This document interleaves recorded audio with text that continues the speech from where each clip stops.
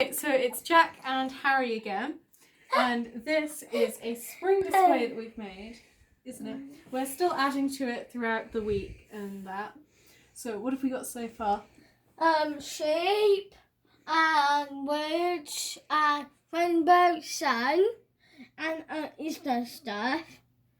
And at And the top, we've written the word spring in 4 different languages. So what languages do we have there? Japanese,